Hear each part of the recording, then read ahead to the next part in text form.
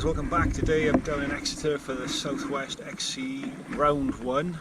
I've had permission to run GoPro on the handlebars, so you might get a bit of motion sickness. I'm not sure what it's going to pick up or how good a quality it's going to be, but we're going to see how we go. We've got stats today with a heart rate and cadence, so I'll know hopefully what's going on, but it's going to be top end. I've had one quick loop around the course. It's undulated, off camber, rooty.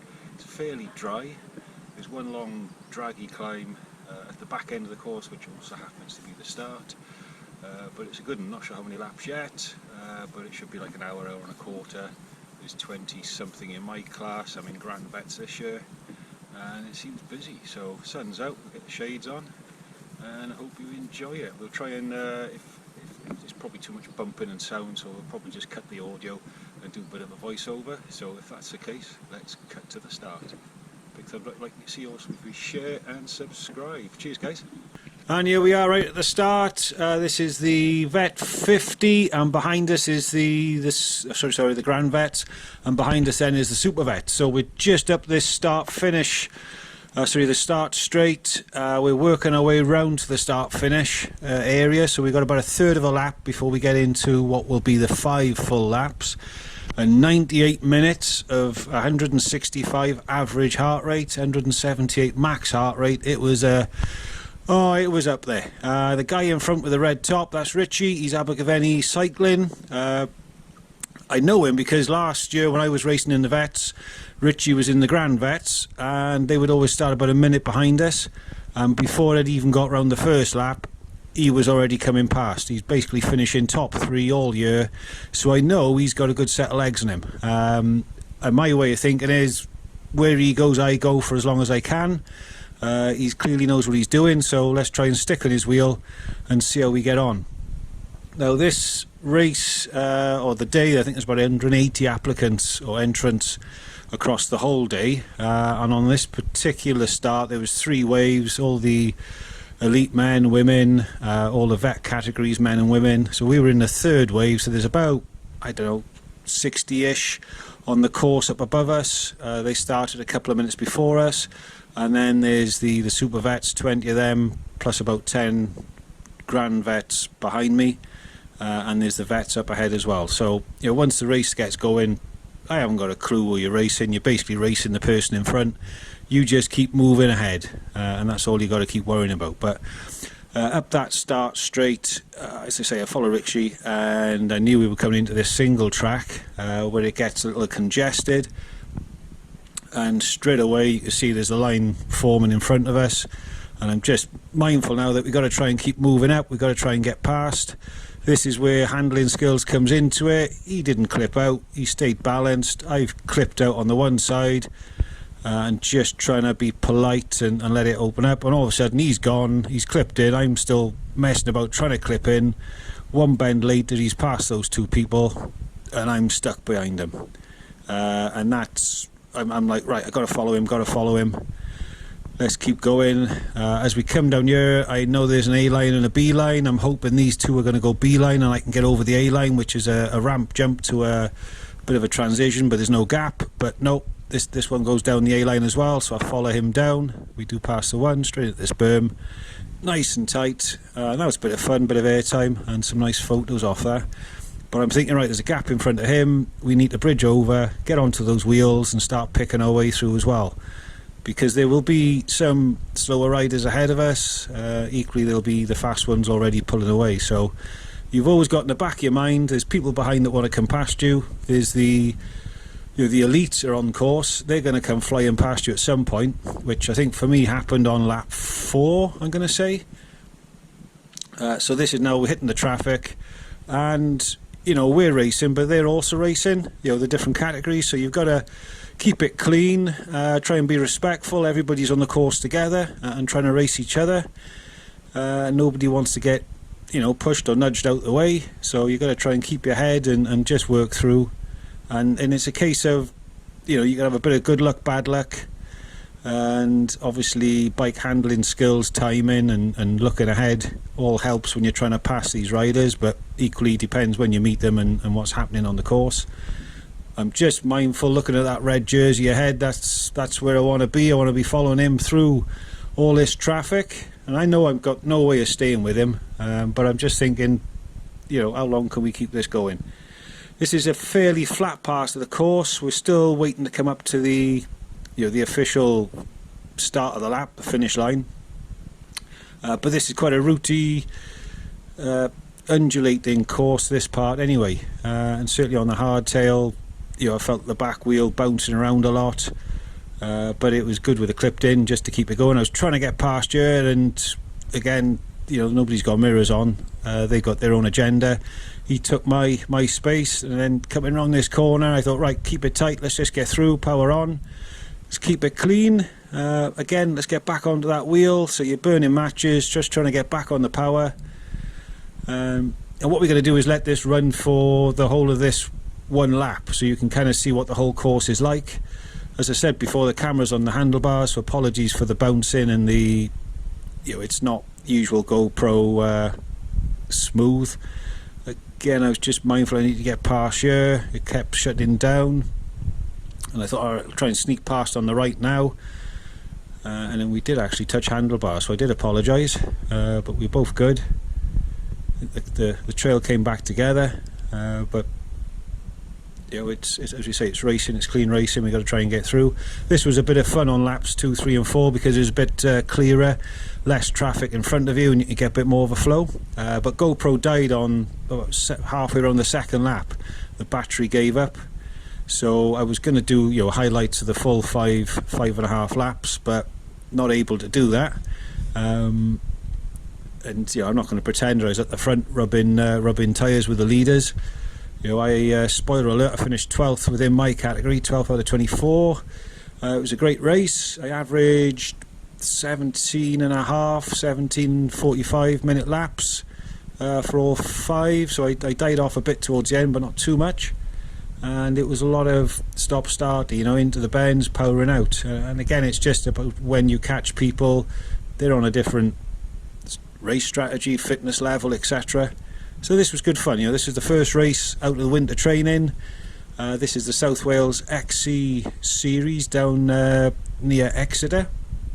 This is round 1. I think they got another 5 or 6 rounds down there yet. But the Welsh one doesn't start until the end of April, and I think we've also got round 2 of the National Championships down in Margam, middle of April. So I was just mindful, you know, this is in February. I wanted to get a practice race in, see how the bike is. Well, just see how the bike is. It's brand new. I've only been on it 2 or 3 times. The Trek X Calibre. A few training rides, a couple of trail rides as well. But you know, nothing beats racing just to see where you're lacking. And for me, the big thing I was lacking was maybe just being up 1 or 2 more gears and just pushing slightly bigger watts and maybe a lower cadence just to keep it grinding through these sort of flat turns and rooty off camber. It just saps your momentum, just slows you down a bit. So I'm trying, and none of this is sped up, by the way. This is actual footage. This is how I see it. So some of it will be painfully slow, but you know, some of these quicker bits are me on the pedals trying to get around the bend. So you know, these guys are moving. It was good, exciting racing. There's a bit of wheel rubbing here and there, and every now and then somebody comes flying past you just to wake you up. You forget you're in a bit of a race sometimes. You just keep looking down. I kept just keeping an eye on my heart rate to see what it was, and you know, I averaged 165 beats for what turns out to be 98 minutes of racing, so just over an hour and a half, and 178 was my max. You know, I trying to faff about here. This is the finish line, so this is essentially the start of the lap. 5 of these now, and I just hitting the Garmin to start my lap counter, and this guy came flying past. Obviously I let the 2 in front get away from me. Kind of forgot I was in a race for 10 seconds. Cause I wanted to make sure I got my lap timer on the Garmin just so I can see at the end yeah, how my lap times fared. But this was full digital timing, and you know, I kind of didn't need it really because the race organisers provided it. Again, we're coming up to another A line, B line, B to the left. This is the A line gap jump. Ooh, nice big, probably a 3-foot gap, which was nice. A bit bumpy down here in the hardtail, so apologies for the old motion sickness. But it's one of those with when you're trail riding out with the group and just having a bit of fun. You know, it doesn't matter if somebody gets away from you a bit because you just sort of get after them. But it's that kind of racing where it is full gas. It's you're trying to keep your power consistent, trying to conserve energy, but go as fast as you dare, knowing you've got hour and a half of racing to come in front of you, and not quite sure of your own ability. And you just, you can't kind of be happy where you are in the race, because as soon as you're happy where you are, as just happens, somebody will come around you. You've always got to be chasing that wheel in front, trying to get yourself to the front of the race. The difficulty with this is you're never quite sure who you're racing. I don't know if this guy's in Grand Vets with me, or whether he's in Super Vets, or I know he's not the leader of the elite category, but you just don't quite know. But you forget about that really. You're just racing anybody and anybody that's in front of you.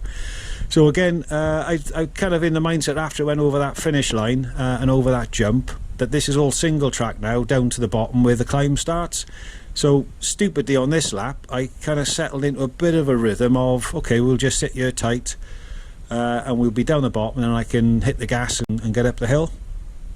But I kind of had a word with myself as I got down the bottom. I was wasted. It should be back on the gas, still trying to get past people. There's plenty of options.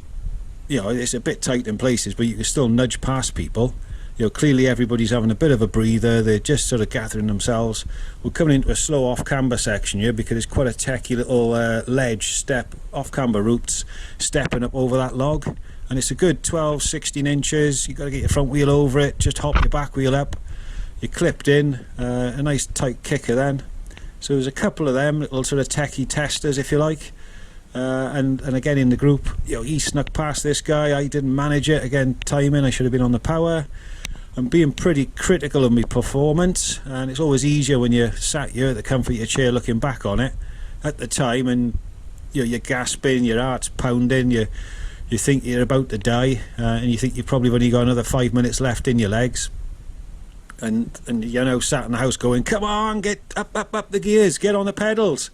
What? Look at that gap. I mean, this is a wide angle lens, so although it looks like I'm about 10 foot behind him, I'm probably only a foot, a wheel. So I'm not trying to be too riding his wheel and too close, because you want to see what's coming. But equally, another opportunity, a little fire road, should be straight out, getting past people if you can. I got past this one lady. I was just mindful I wanted to follow this group through. I didn't want anybody else to come round me. Again, just come over the top. There's a log here to clip. He went a bit slower, and I just almost bumped into him. So you've got to be careful. It's off camber turn again. It was nice. It kept you on your toes. It wasn't much relaxing. Again, little downward shoots onto a fire road, and then back uphill into the forest again. So there wasn't much resting. This was probably one of the flat areas for 50 yards. Back into the trees, down the gears, back on the pedals, and you're constantly up and down with a dropper, and just trying to find the right gears. Again, you still don't know who you're racing. You just see there's somebody in front of you, you've got to get past, and if they're in your way, they're slowing you down, and that's the way to look at it. And I'm thinking, right, we're working our way down now towards the bottom of the course. Another little fire road, arguably opportunity to get past. There's another two little line options. Left tight is the A line, and right is a slightly slower. If I'd been on his back wheel a bit closer and a bit more switched on, I could have maybe snuck past him.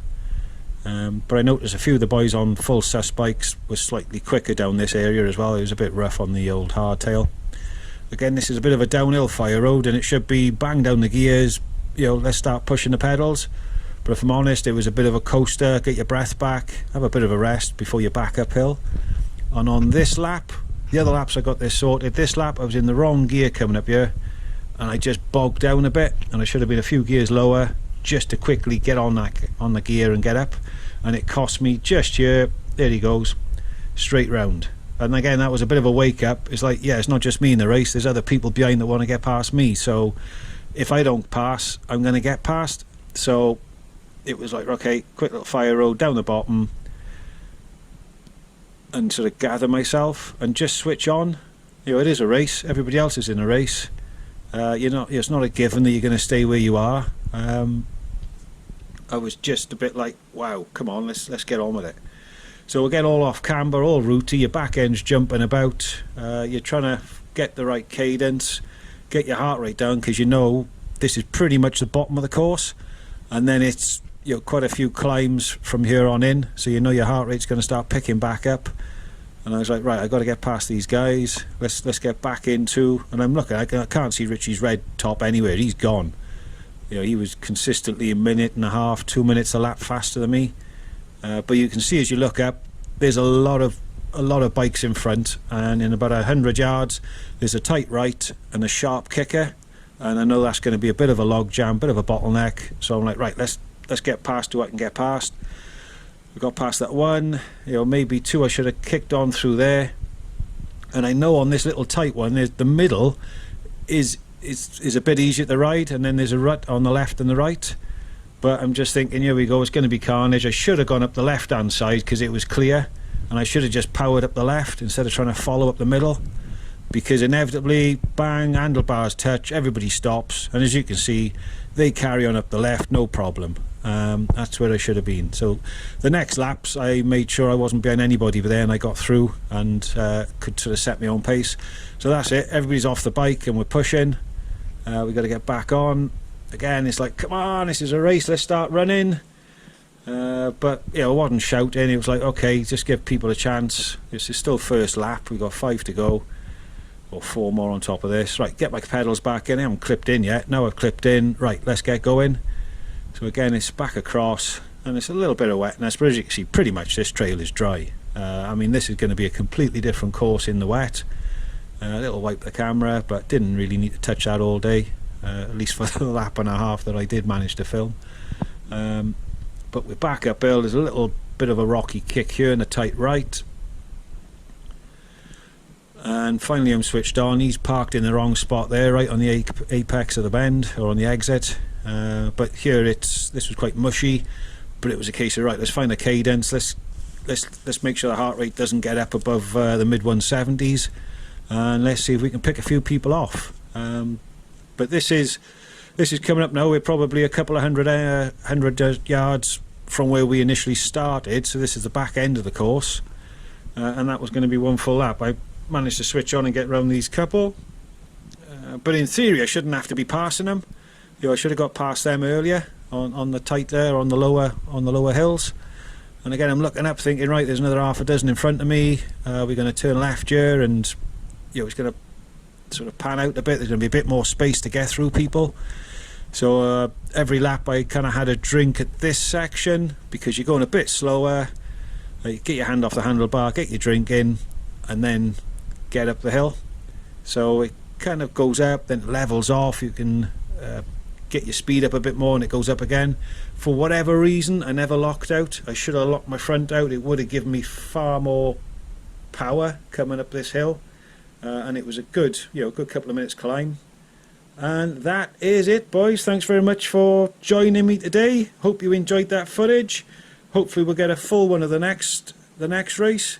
But big thumbs up. Awesome if you share, subscribe, and catch you on the next one. Happy days. Keep riding those blue sky trails. Go on, give yourself in a race yourselves.